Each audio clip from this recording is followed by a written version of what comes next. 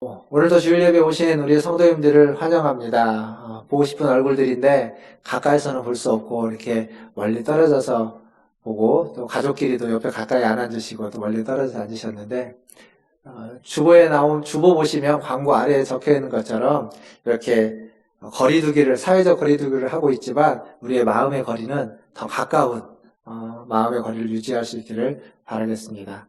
마스크 잘 쓰시고 오늘 같이 함께 찬양하심으로 주일 2부 예배 하나님 앞에 드리겠습니다. 함께 일어나서 찬양하겠습니다.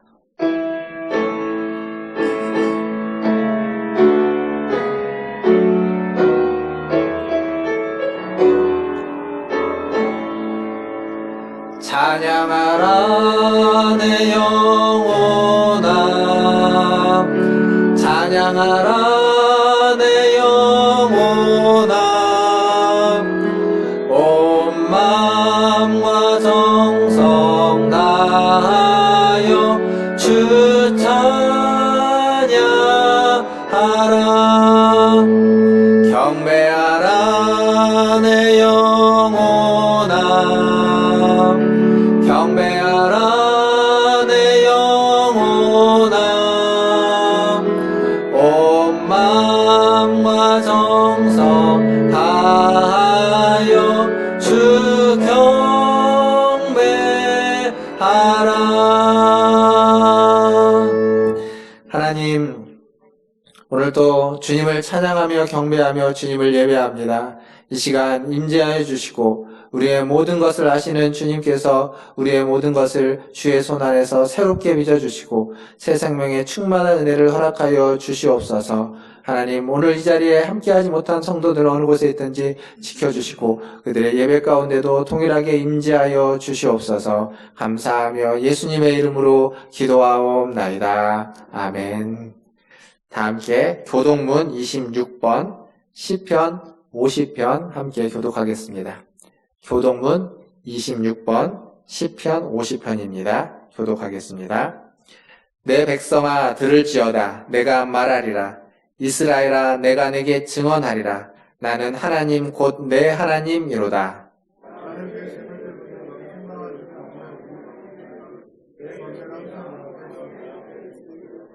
내가 내 집에서 수소나 내 우리에서 순염소를 가져가지 아니하리니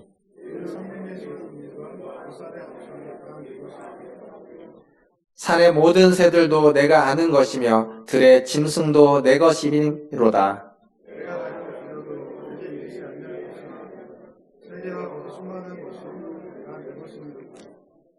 내가 수소의 고기를 먹으며 염소의 피를 마시겠느냐?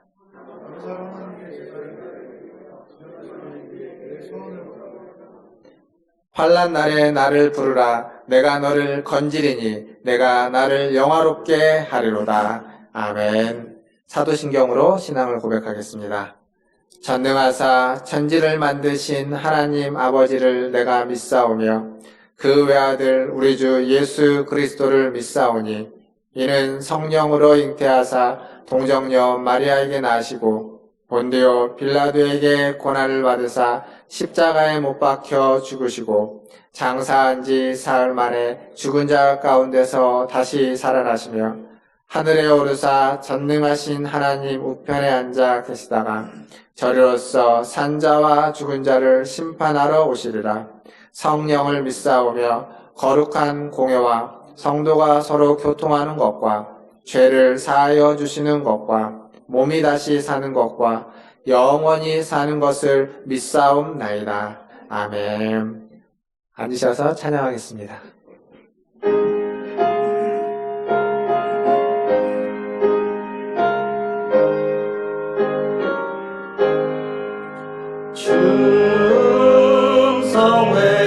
충성회를 잡힐 금 없도다. 나를 사랑하신 주 믿으시옵소서.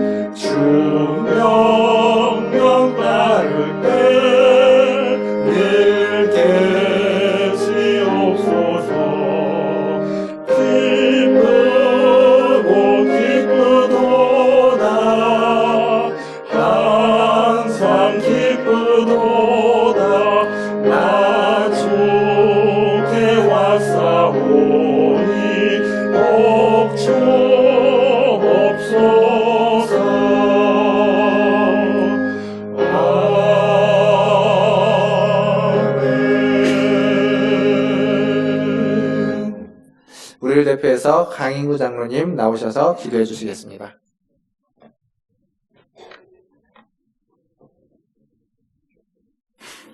사랑의 하나님, 참 감사합니다. 코로나19로 아직 정상화되지는 못했지만 이렇게라도 교회에 나와 하나님의 이름을 부르고 찬양하는 예배의 시간을 주니 참 감사합니다.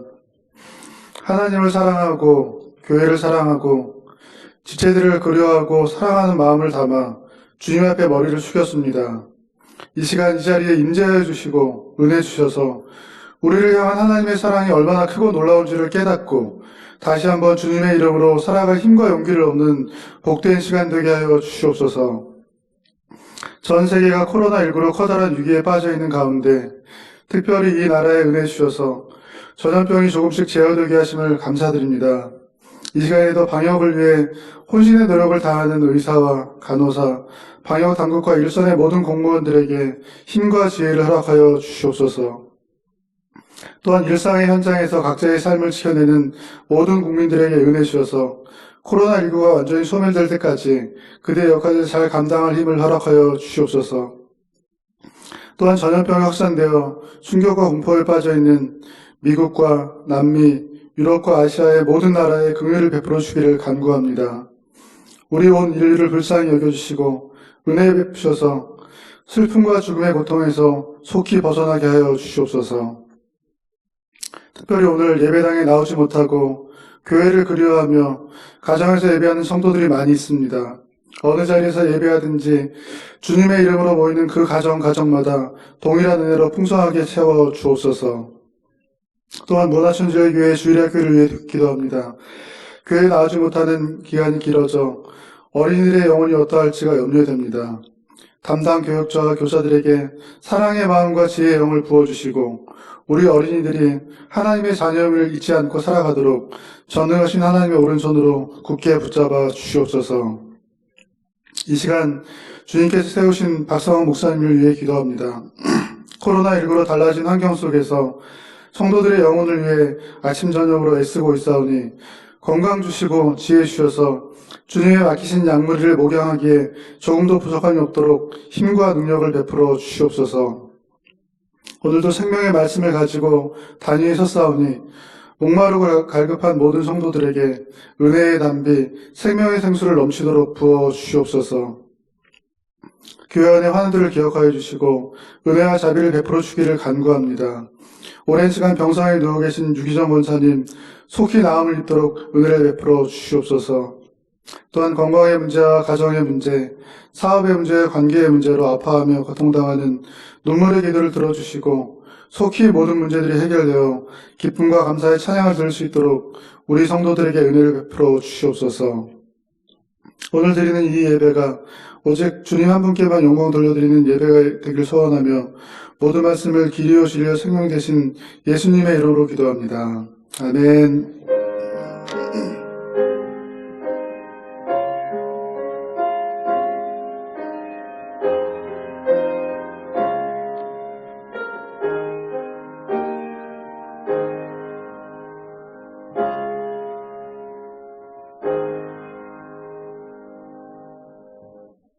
네, 오늘도 곽영서 지휘자님의 특송이 있겠습니다.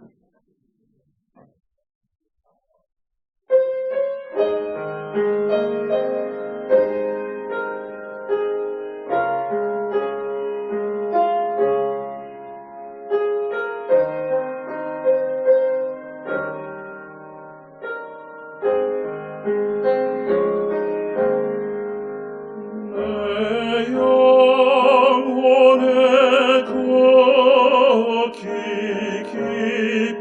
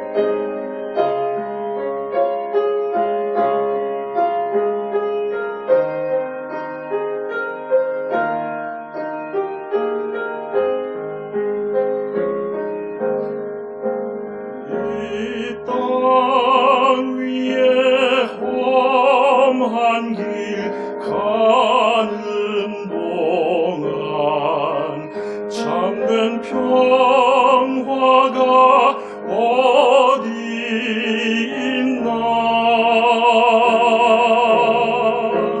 우리 모두 다 예수를 친구 삼아 참 평화를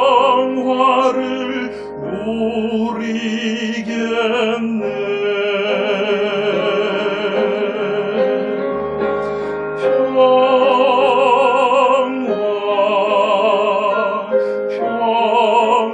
평화로다 하늘 위에서 내려오네.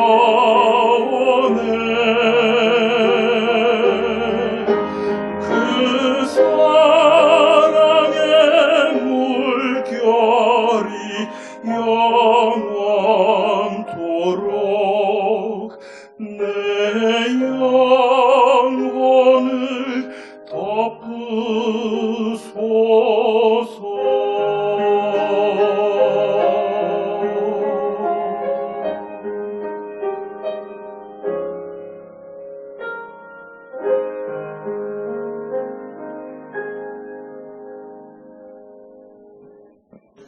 아멘. 감사합니다.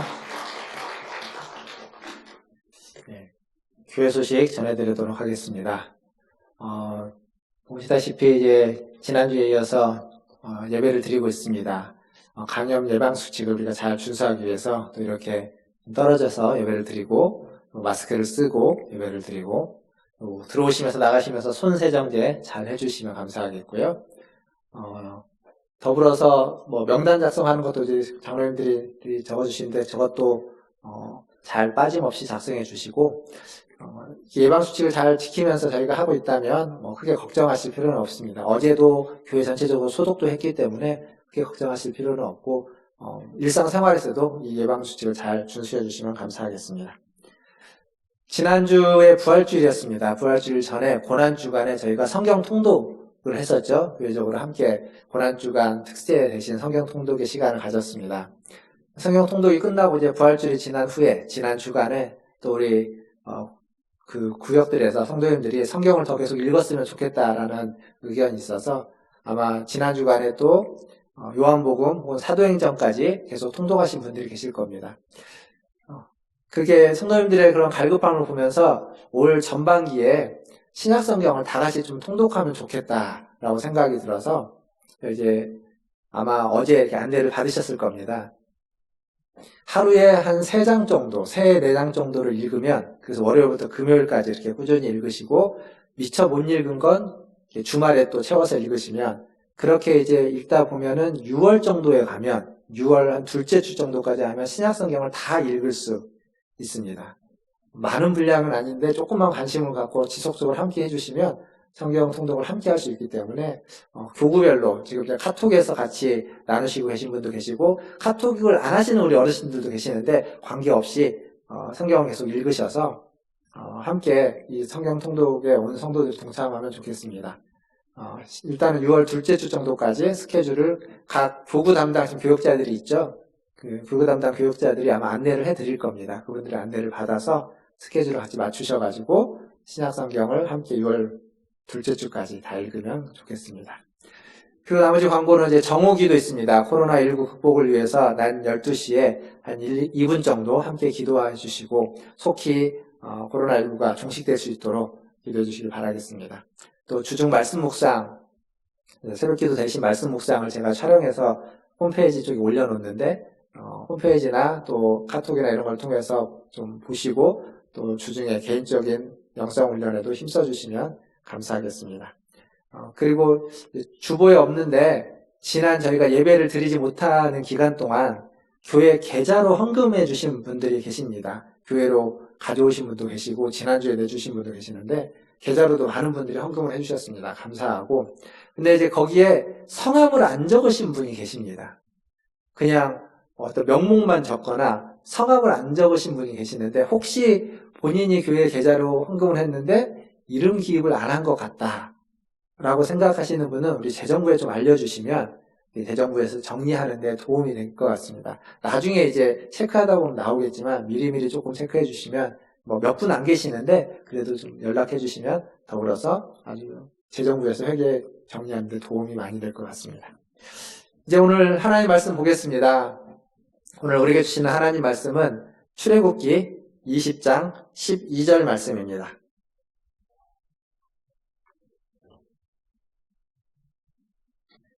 출애굽기 20장 12절 말씀 한 절인데요. 함께 읽도록 하겠습니다. 20장 2절 말씀 함께 읽겠습니다. 시작. 내 부모를 공경하라. 그리하면 내 하나님 여호와가 내가 준 땅에서 내 생명이 길리라. 아멘. 우리 옆에 분들 한번 보시겠습니까? 예. 이렇게 떨어져 앉아있긴 하지만 그래도 얼굴을 보시면서 눈빛도 마주치면서 반갑고 보고 싶은 얼굴들입니다. 사회적 거리두기가 계속되고 있습니다. 교회에 오실 때에도 교회에서 나가실 때에도 아마 일상생활을 하면서도 우리가 적당히 지금 그것들 유지하고 있을 것 같습니다. 잘 지켜주시고 건강에 해가 있지 않도록 해주시면 더 감사하겠습니다. 지금 계속 십계명 말씀을 저희가 살펴보고 있습니다. 오늘은 십계명의 5번째 계명을 볼 것입니다. 근데 5번째 계명을 이야기하기 전에 십계명 서론에서 이야기했던 내용을 조금 다시 한번 생각해보고 넘어가고자 합니다. 서론에서 무슨 얘기를 했냐면 여러 가지 얘기를 했는데 그 중에 예수님이 십계명을 10가지의 계명을 2가지로 요약해 주셨습니다. 그 2가지가 뭐냐면 하나님을 사랑하라 하고 이웃을 내 몸과 같이 사랑하라. 하나님 사랑과 이웃 사랑으로 예수님을 2가지로 주셨습니다. 물론 그것을 요한복음에 가면 1가지로 줄여주시기도 합니다.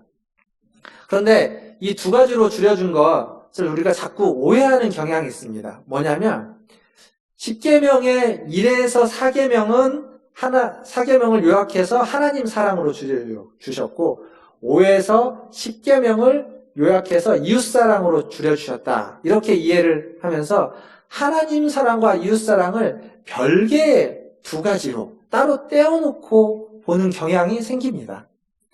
그런데 하나님 사랑과 이웃사랑은 따로 떼어놓고 볼 수 있는 게 아닙니다.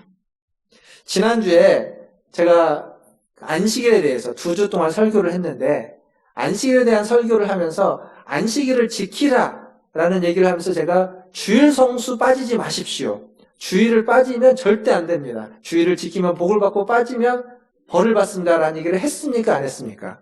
안 했습니다. 그런 얘기 한마디도 안 했습니다. 무슨 얘기를 주로 했냐면 안식일을 지키는 것은 안식일의 주인이신 예수님이 안식일에는 선을 행하는 것과 생명을 살리는 것이 낫다라고 이야기하시면서 사람이 안식일을 위해서 있는 것이 아니고 안식일이 사람을 위해서 있는 것이다 라고 말씀드리면서 안식일에는 사람을 위해서 선을 행하는 것이 안식일을 잘 지키는 것이다 라고 말씀드렸습니다. 그러니까 겉으로 보기에는 안식일을 지키라고 하는 굉장히 종교적인 어떤 형식의 계명이지만 실제 내용은 사람을 사랑하라는 이야기가 안식일을 지키라는 내용의 중요한 본질의 핵심이라고 말씀드렸습니다. 이게 4계명만 그런 것이 아니라 1, 2계명도 마찬가지입니다.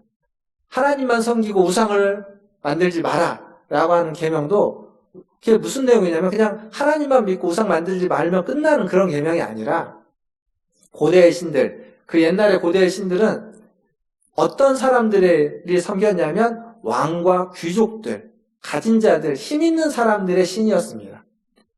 노예나 천민들의 신이 아니었습니다. 그런데 하나님은 이스라엘 향해서 그 애굽의 종되었던 자들의 하나님으로 그리고 그들에게 이야기하면서 고아와 과부와 나그네의 하나님으로 하나님 자신이 불려지기를 원했고 그들의 하나님으로서 그들을 불러내서 그 하나님을 섬기라고 하는 겁니다. 즉 하나님은 어떤 분이냐면 왕과 귀족의 하나님이 아니라 고아와 과부와 나그네의 하나님, 종들의 하나님으로서 그들과 함께하는 겁니다. 그러니까 하나님만 섬기라는 얘기는 다른 말로 바꾸면 약자인 사람들, 고아와 과부와 나그네와 종들이 안정된 삶을 살 수 있도록 하기 위해서 다른 신, 그들을 버리는 다른 신이 아니라 그들을 위한 신을 계속 섬기라는 이야기입니다. 결국 하나님만 섬기라는 얘기도 사람을 위해서 주어진 계명이었습니다. 이렇게 보면 1계명에서 4계명까지가 다 하나님 사랑을 이야기하는 것 같지만 하나님의 사랑을 이야기하지만 하나님의 사랑만이 아니라 하나님의 사랑이 어떻게 이웃사랑으로 이어지는지를 말해주고 있습니다. 그러니까 이래서 4계명은 하나님 사랑을 통해서 이웃사랑을 어떻게 할 것인지를 가르쳐주고 있는 겁니다. 그렇다면 5계명에서 10계명은 뭐냐면 이웃사랑을 통해서 어떻게 하나님을 사랑할 것인지를 가르쳐주고 있는 겁니다. 이게 10계명입니다. 좀 다르게 표현하면 이렇게 말할 수 있습니다. 이래서 4계명은 이웃을 사랑하기 위해서 하나님을 사랑하라 라고 말하고 있는 것이고 5에서 10계명은 하나님을 사랑하기 위해서 이웃을 사랑하라 라고 말해주고 있습니다. 하나님 사랑과 이웃 사랑은 별개의 두 개의 계명이 아니라 동전의 양면처럼 딱 붙어있는 하나입니다. 하나님 사랑을 이야기해도 이웃 사랑을 잊어서는 안 되고 이웃 사랑을 이야기해도 하나님의 사랑을 배제한 이웃 사랑이 아닌 겁니다. 그렇게 보면 이웃 사랑을 이야기하지 않고 하나님 사랑만 이야기하는 건 진짜일 수 없습니다. 하나님을 사랑한다고 하면서 이웃을 사랑하지 않는 것도 진짜이지 않습니다. 둘 중에 어느 하나만으로는 제대로 된 사랑이 아니기 때문에 그렇습니다. 이런 맥락에서 10계명의 5번째 계명, 이 5계명을 봐야만 합니다. 사실 이 5계명은 새삼스러울 게 없죠. 부모를 공경하라. 이건 뭐 우리가 가지고 있는 우리의 문화에서는 지극히 당연한, 이걸 어기면 천륜을 저버렸다고 하면서 도덕적으로 비난받을 수밖에 없는 문화입니다. 그런데 우리가 믿고 있는 이 기독교가 한국에 처음 들어올 때 개신교가 먼저 들어오지 않고 천주교가 먼저 들어왔죠.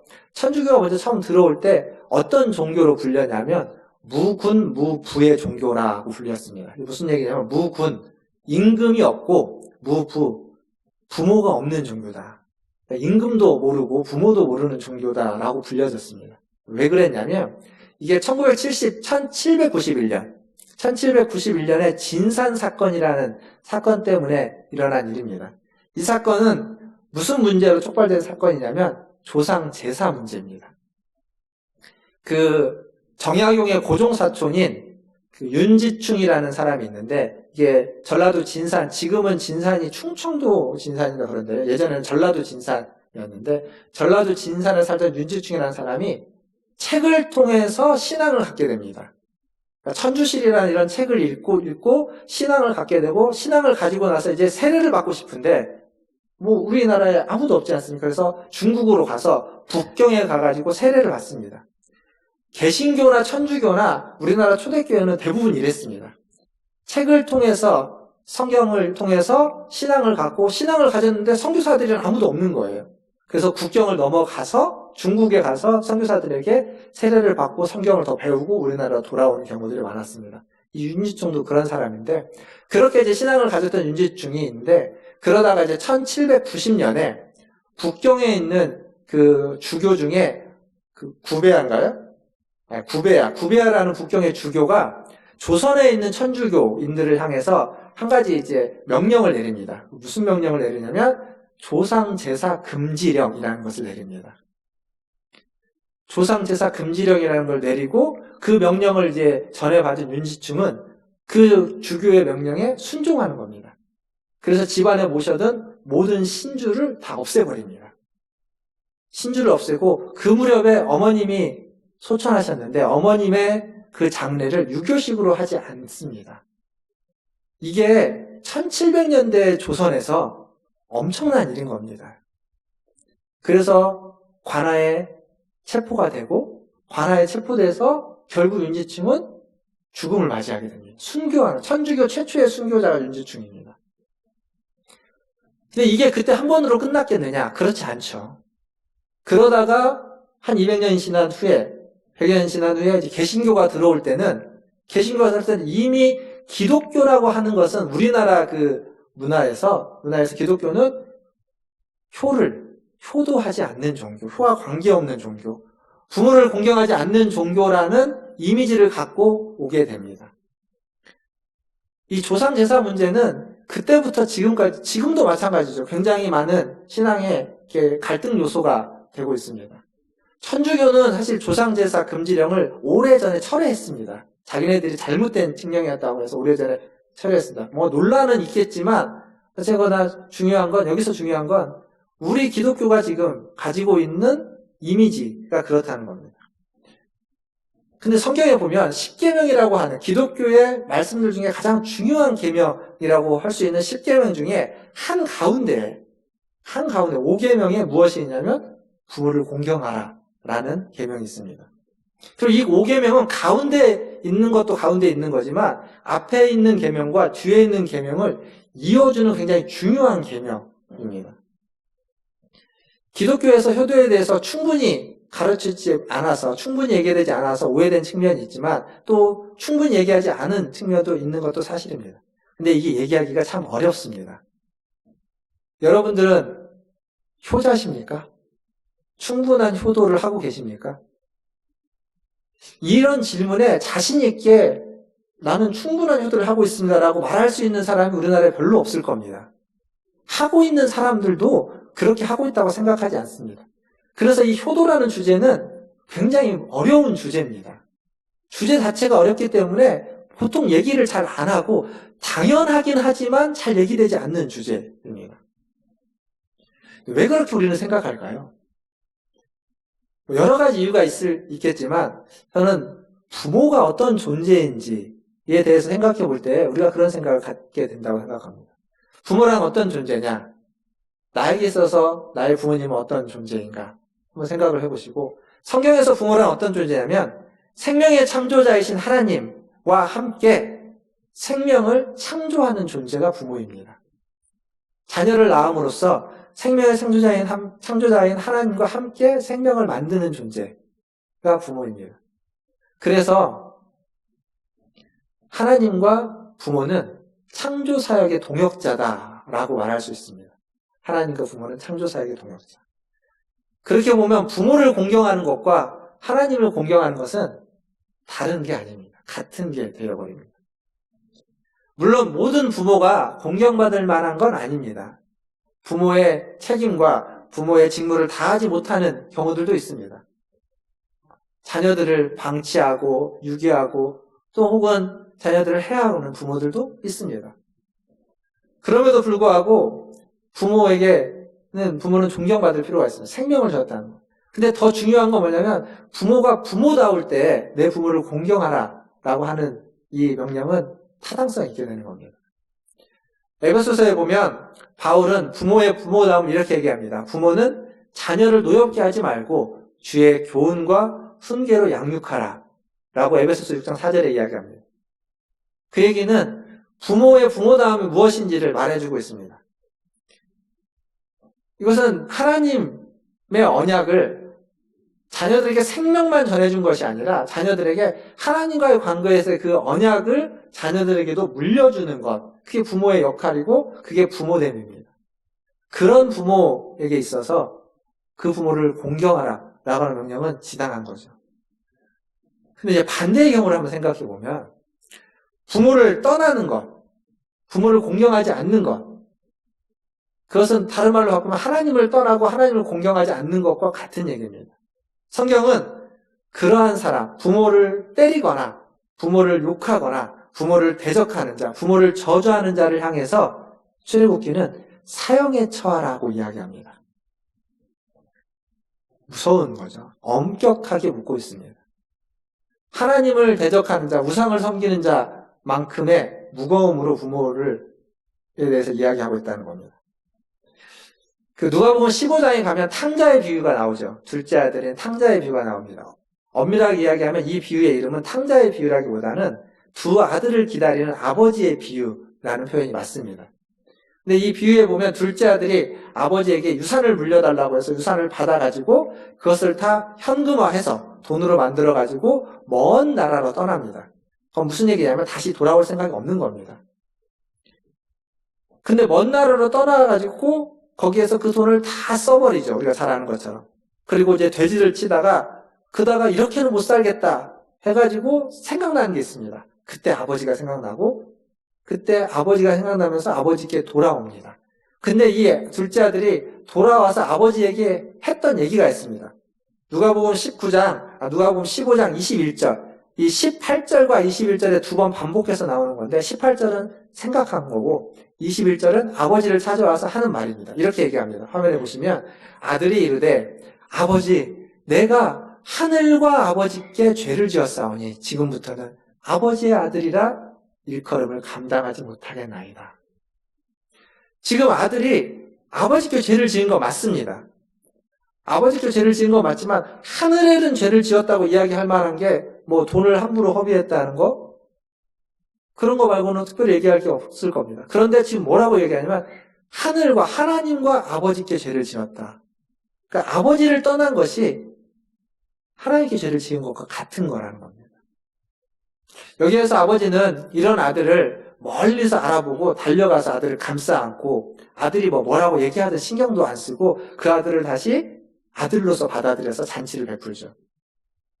여기에는 이런 의미도 있습니다. 그 시대에 이런 아버지를 떠나고 아버지를 저주하고 사실 아버지에게 유산을 달라는 건 어떤 의미냐면 아버지 빨리 죽었으면 좋겠습니다. 어차피 죽을 건데 빨리 죽었으면 좋겠고 그냥 어차피 나한테 줄 걸 지금 당겨서 달라는 거죠.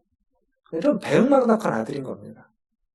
근데 그런 아들이라면 그 시대에 그런 아들을 사람들이 돌로 쳐 죽이는 건 정당한 문화였습니다. 지금 아들이 이미 배은망덕한 짓을 하고 떠났죠. 동네 사람이 모르는 사람은 없습니다. 아버지가 맨날 그 둘째 아들 기다리는 거 보면서 그런 못된 아들을 왜 기다릴까 사람들이 그랬을 겁니다. 근데 그 아들이 동네로 다시 돌아옵니다.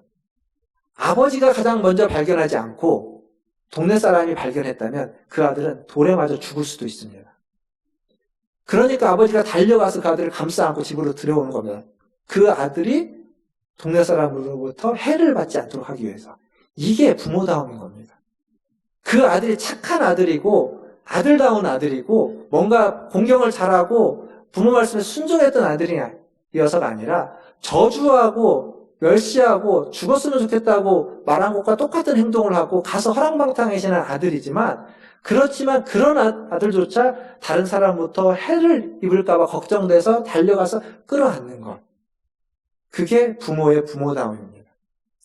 지금 성경에서 이야기하고 있는 부모는 그런 부모인 겁니다. 그래서 내 부모를 공경하라라고 이야기하는 여기에서 가장 먼저 우리가 주목할 건 부모입니다. 부모. 부모다움이 우리에게 있어야 되는 겁니다. 부모님의 사랑. 그런 부모님의 부모다움이 있다면, 그런 부모님의 사랑이 있다면 공경은 당연히 일어날 것입니다. 아니 마땅하게 일어날 수밖에 없을 겁니다. 사랑하는 성도 여러분, 모든 부모님 여러분, 먼저 부모다워지시기를 주님의 이름으로 축원합니다.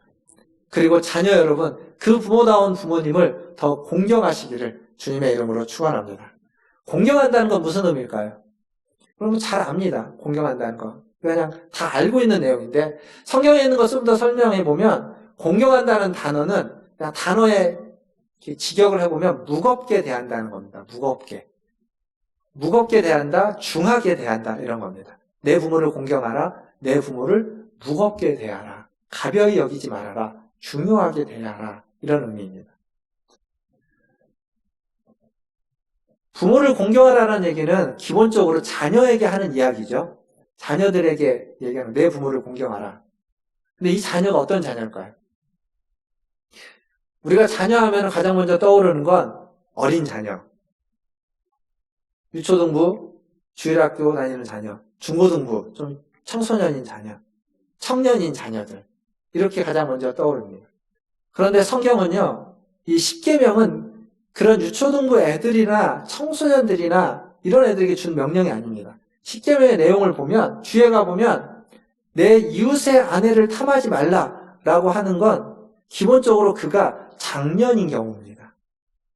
그러니까 십계명의 텍스트가 주어진 기본적인 사람들은 어린 아이들이 아니라 다 큰 성인들에게 주어진 명령입니다. 그렇게 놓고 보면 내 부모를 공경하라고 할 때 내 부모는 노부모입니다. 노부모. 나이가 많이 든. 이 명령을 받는 자녀들은 20대, 30대, 40대, 50대의 자녀들을 의미하는 것이고 이 명령의 대상이 되는 부모는 연세가 더 많으신 부모님들을 이야기하는 겁니다. 그러면 내 부모를 공경하라 라는 얘기가 내 부모를 가벼이 여기지 말고 무시하지 말고 존중하고 무겁게 대하라는 말이 무슨 의미인지 훨씬 더 와닿습니다.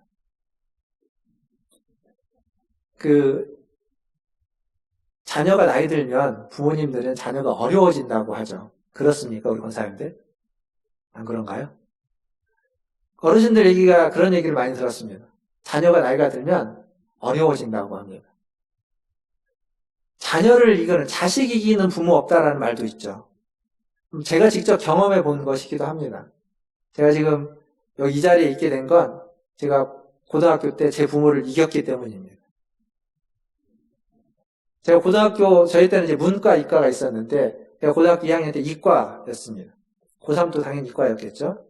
그런데 고3 때 제가 총신대를 가려고 했는데, 총신대는 문과였습니다.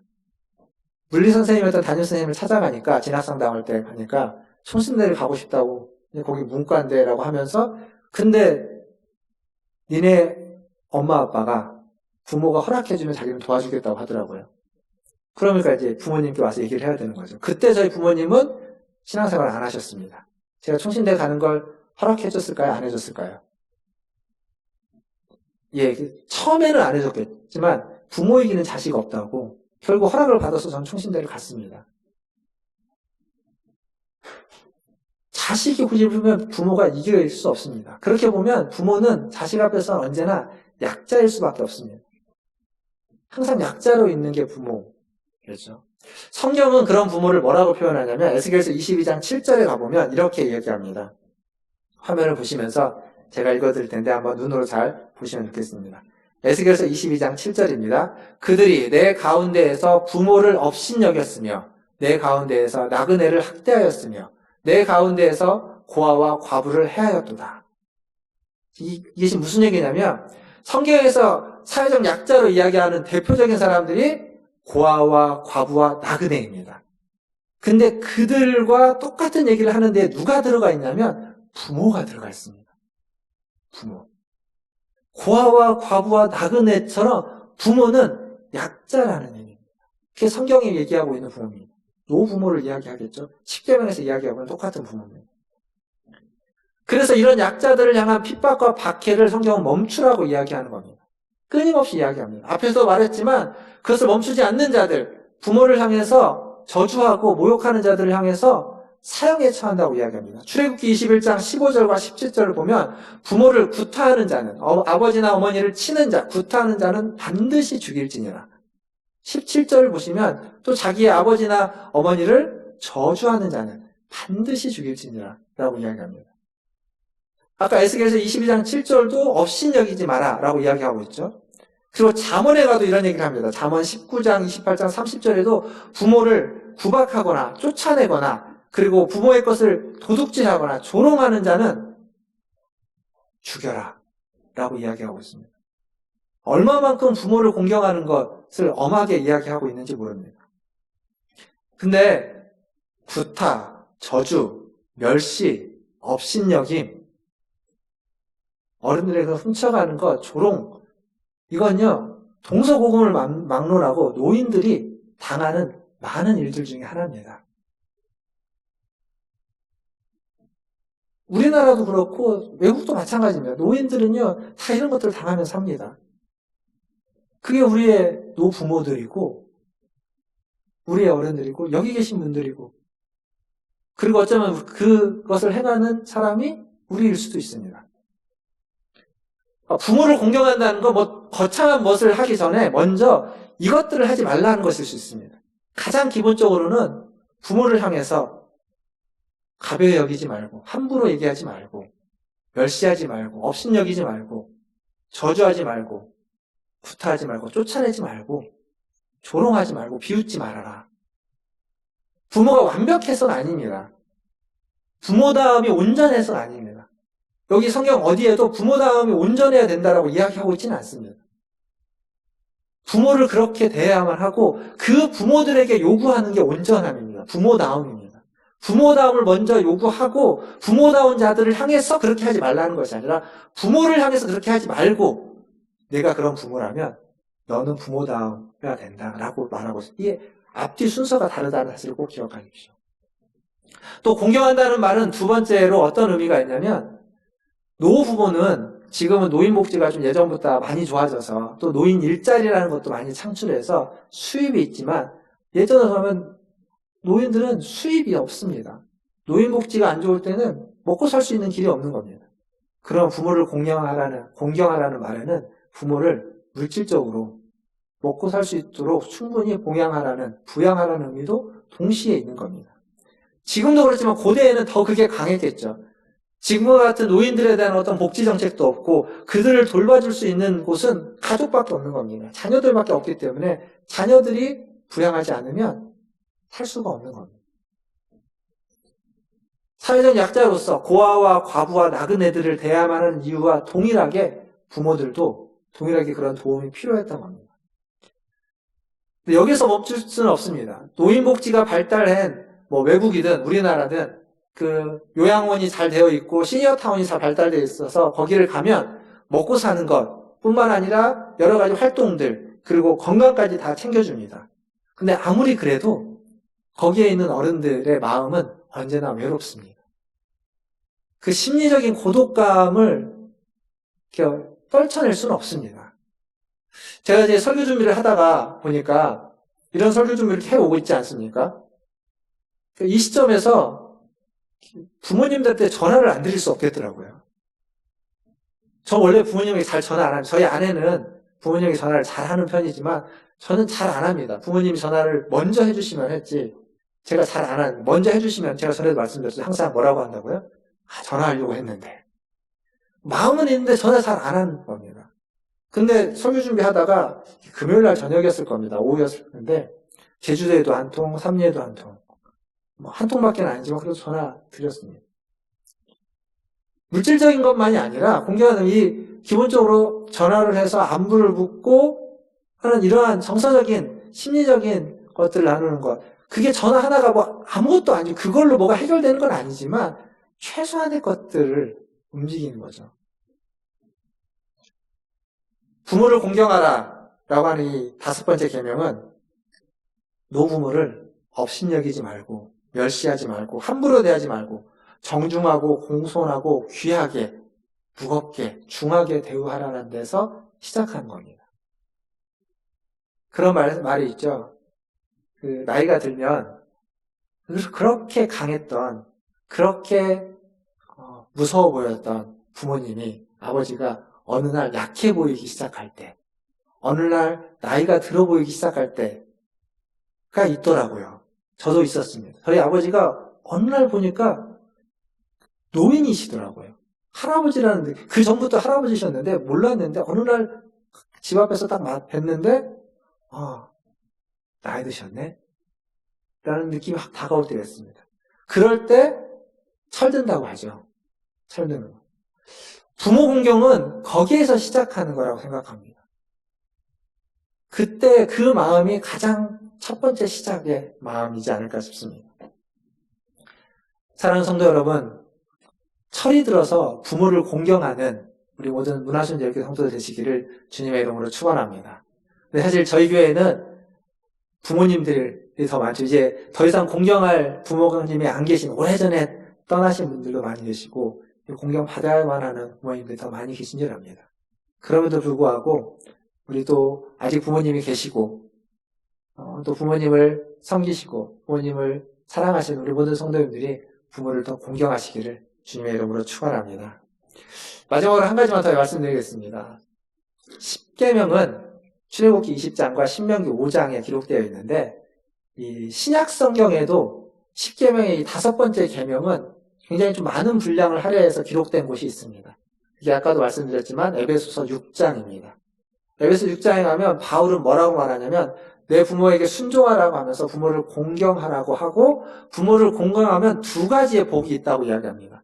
하나는 내가 이 땅에서 장수할 것이고 하나는 물질의 복을 잘 될 거라는 물질의 복을 받을 거라는 이야기를 합니다.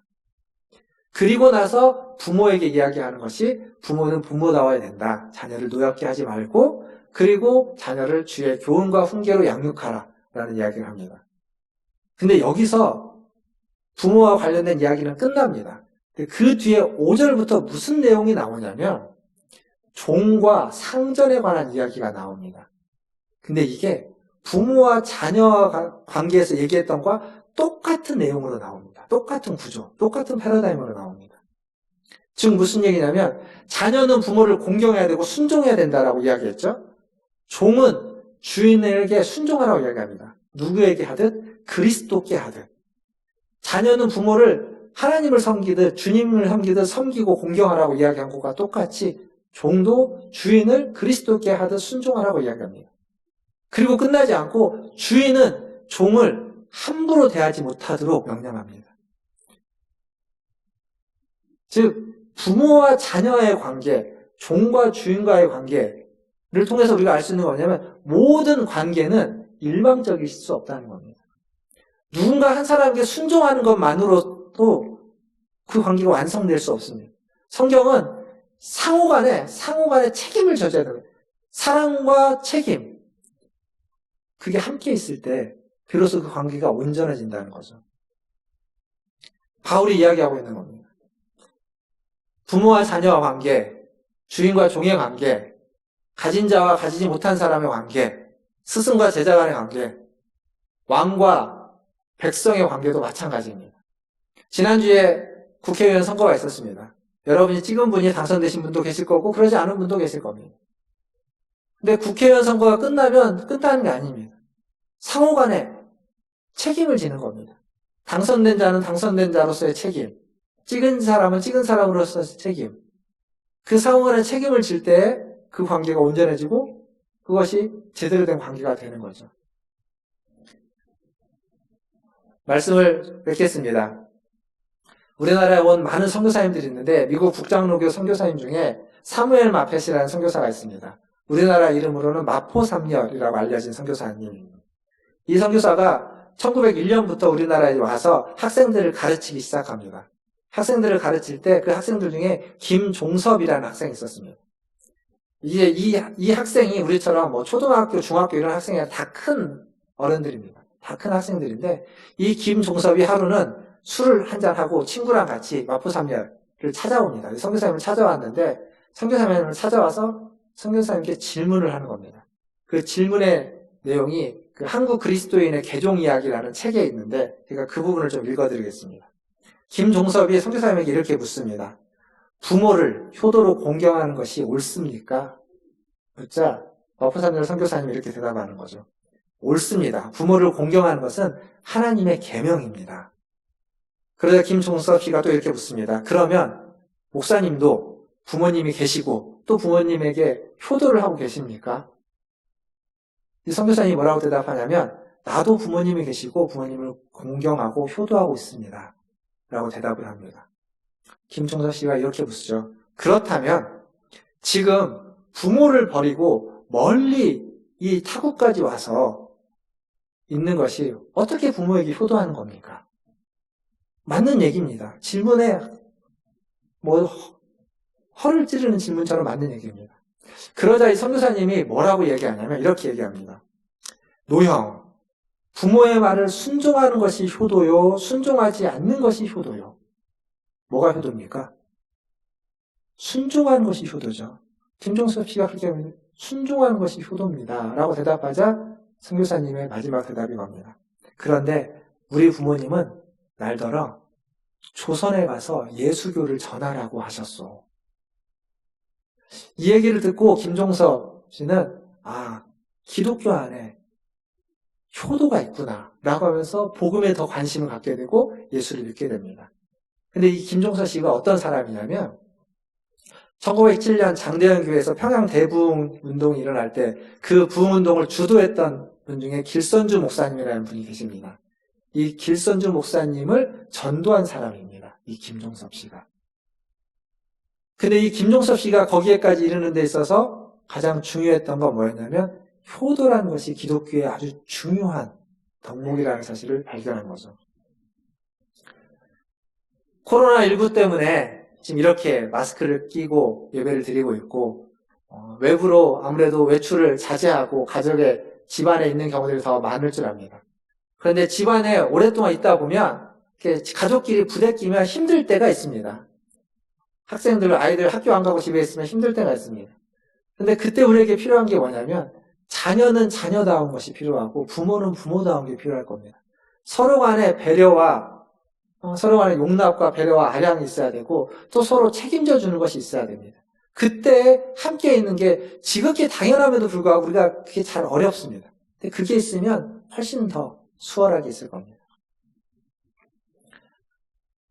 자녀는 자녀다워야 되고 부모는 부모다워야 됩니다.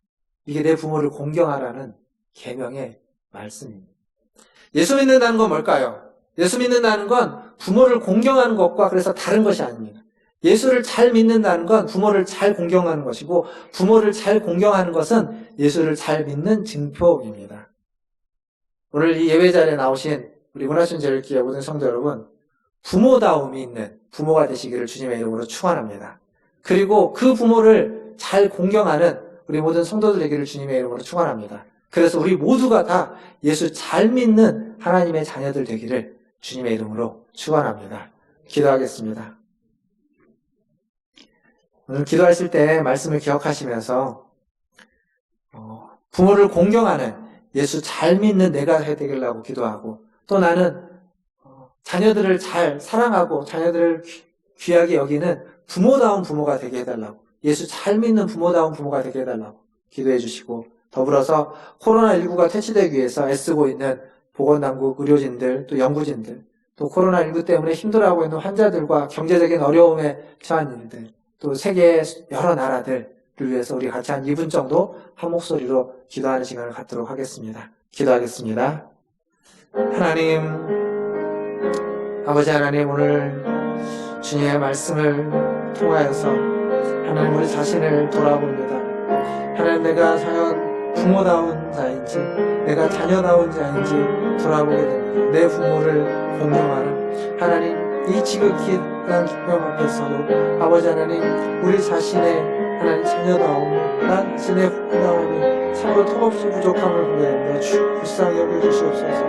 하나님 우리 성도들 사랑하는 우리 성도들 하나님 또 우리 어르신들 하나님 더 공경하며 더 사랑하며 하나님 더 섬길 수 있게 도와주시고 하나님 어르신들 하나님 교회로서 아버지 하나님 기도하고 또 서로 사랑하고 존중하고 하나님 내가 있게 하여 주옵소서. 각 가정에서 하나님 자녀다움과 부모다움이 함께 있게 하여 주시고 하나님 그 부모를 공경함으로 말미암아 하나님 하늘의 복이 이 땅에서 주의 복이 하나님 이 땅에서 충만한 복들을 받는 우리 모든 성도들 될 수 있도록 주님 도와주시옵소서. 예수 잘 믿는 하나님 우리 성도님들 되게 하여 주시옵소서. 주님도 기도합니다. 하나님 코로나19로 하면서 수많은 어려움 당하고 있는 자들이 있습니다. 아버지 불쌍히 여겨주시옵소서. 하나님 환자들 또 격리자들 아버지 하나님 또 경제적인 어려움에 처해 있는 사람들 하나님 그것을 하나님 극복하기 위해서 수고하는 의료진들과 연구진들과 당국들 세계의 수많은 나라들 아버지 그분들 주님 불쌍히 여겨주시고 자비와 긍휼을 베풀어 주시고 하나님 함께 힘을 모아서 이 코로나19를 극복할 수 있게 도와주시고 하나님 나 개인주의를 넘어서서 이제 공동체로서 함께 하는 것이 힘이라는 사실을 하나님 우리 모든 개인과 모든 나라들이 깨달아 수 있도록 도와주시옵소서. 그래서 자국이 길을 넘어설 수 있도록 도와주시고 하나님 오셔서 한 식구 되라는 사실을 아버지 하나님 하여 주시옵소서. 하나님 오늘도 이 말씀을 통해서 부모는 부모다워지고 자녀는 자녀다워지게 하여 주시옵소서. 그래서 내 부모를 공경하라는 이 계명이 부모에게나 자녀에게나 모두 예수를 잘 믿어갈 수 있는 삶으로 인도해가는 계명이 되게 하시고 이 계명에 순종하는 우리 모든 성도들 되게 하여 주시옵소서. 하나님 코로나19로 인해서 하나님 많은 어려움을 당하는 이들이 있습니다. 환자들, 또 격리자들, 그리고 경제적인 어려움을 당하고 있는 사람들, 심리적인 어려움을 당하고 있는 사람들, 또 그것을 퇴치하기 위해서 잠 못 이루면서 치료하는 의료진들, 또 백신을 개발하기 위해서 애쓰는 연구진들, 그리고 방역에 힘쓰고 있는 모든 보건당국과 하나님 공무원들, 또 마음과 힘을 모으고 있는 모든 국민들과 전 세계의 수많은 나라들의 하나님 정부와 그 힘쓰는 애쓰는 수고하는 이들, 주님, 이들의 수고와 노력과 땀방울, 또 이들을 위해서 하는 우리의 기도가 다 하나가 되어서 코로나19를 속히 하나님 이겨낼 수 있도록 은혜 베풀어 주시옵소서. 하나님, 이걸로 말미암아 나 개인 한 사람만 하나님 잘 살고 잘 먹고 하나님 건강할 수 없다는 사실을 우리가 기억하게 하시고, 하나님 나라는 자국 이익에서 넘어서서 하나님 지구촌이 다 하나인 것을 기억하면서 공동체로서 함께 서로를 의지하고 서로의 도움을 주고받는 상호 책임을 주는 하나님 그러한 관계들이 되게 해주시고, 나라의 관계도 하나님 우리 지역의 관계도 사람 사이의 관계도 상호 책임지는 관계로 발전해 갈 수 있는 계기가 되게 하여 주시옵소서. 모든 것을 주의 손에 탁합니다. 오늘도 하나님께 찬양과 영광을 올려드리며 예수님의 이름으로 감사하며 기도하옵나이다. 아멘. 시간 579장 찬양하시면서 준비하신 예물 하나님께 드리겠습니다.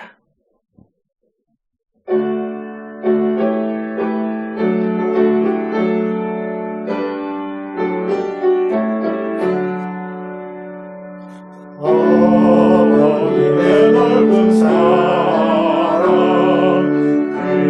귀하고도 귀하다. 그 사랑이 언제든지 나를 감싸줍니다.